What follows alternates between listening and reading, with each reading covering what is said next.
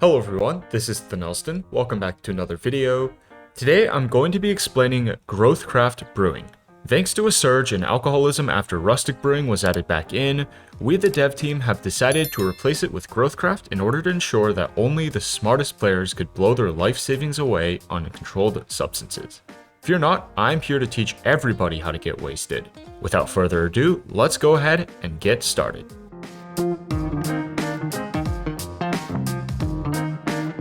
First, let's talk about what each liquor actually does. Every single one has its own unique effect, and there are currently 8 different types of liquor. Cider gives you absorption. Silken nectar gives you a random positive stat effect. Mead gives you regeneration. Wine gives you resistance. Ambrosia gives you resistance and health boost. Lager gives you haste and speed. Ale gives you haste. Kumis will give you resistance. And sake gives you resistance. All liquors will either grant or extend the well-fed buff and also have a 60% chance of either getting you tipsy or increasing your current tipsy level. Tipsy level 1 to 3 give you no effects. Tipsy level 4 gives you nausea. And Tipsy level 5 gives you nausea and blindness. To get rid of the hangover, of course, you just have to drink water.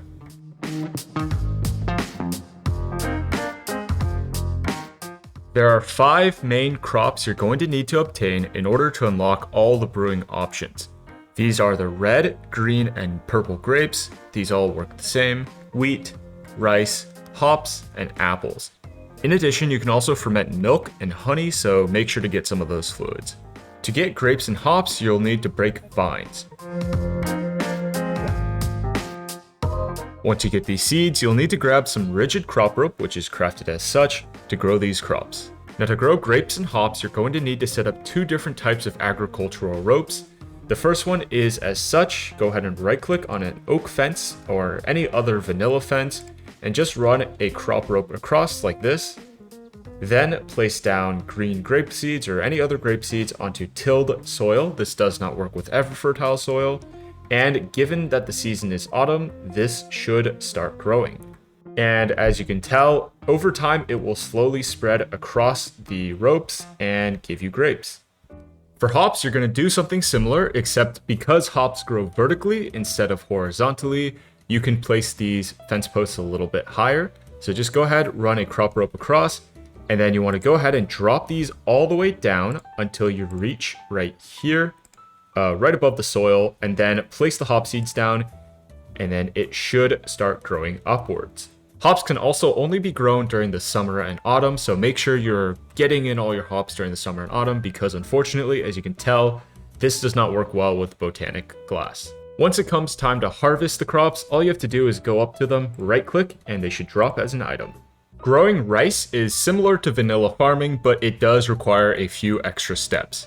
To get rice, punch down some tall grass as such. Keep in mind it is not the most common drop in the world, so you will need to break more than a few patches of grass. And here we go, we just got ourselves some rice. So next, what you want to do is go over to some water, just till the soil like you normally would, and then once it's nice and wet, take some piles of dirt, which can be crafted as such, and right click on the tilled soil in order to get rice patties. Finally, all you have to do is just place the rice into the patties. Now keep in mind these can only be grown during spring, summer, or autumn, but of course if you have botanic glass, they can be grown year round, and you're all set.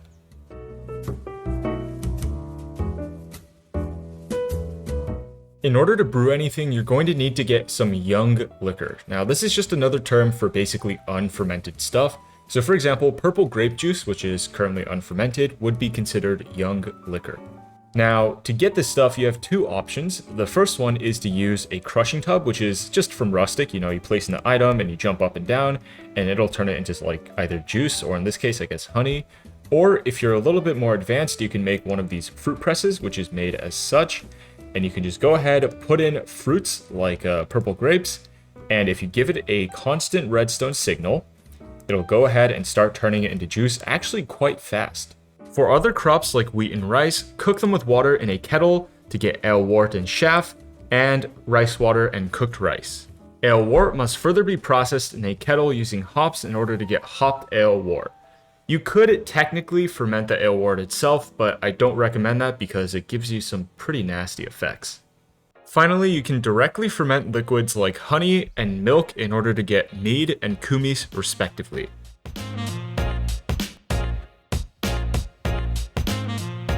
All fermentation is done through the fermentation barrel. Basic liquors can be produced by taking a young liquor of your choice, then either putting in brewer's yeast or netherwort into the input slot. Yeast will take 24,000 ticks or 20 real-world minutes at 20 ticks per second to finish, while netherwort takes just 15,840 ticks or 13 minutes and 12 seconds at 20 ticks per second. So I've gone ahead and made the speed of brewing a lot faster just for the purposes of demonstration, and there you go, you now have kumis. Then you can either apply redstone dust in order to extend the length of the effects. So now you can see you have kumis extended, and you also have this redstone symbol, meaning that you added redstone to it. Or you can add glowstone dust in order to increase the level of the potion effects that you get by 1. And as you can see, you get the glowstone symbol, meaning that it is now a potent version of kumis. For some liquors, if you make a mistake, you can actually switch between redstone and glowstone, but for kumis, unfortunately, that is not the case.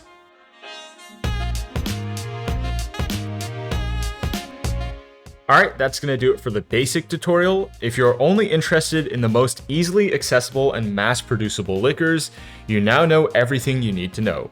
However, if you'd like to see advanced liquors, please let me know in the comments and I will make a separate video. But yeah, other than that, I hope you guys have a wonderful day. As always, if you have any questions, make sure to leave them down in the comment section below. Alright, see you guys later.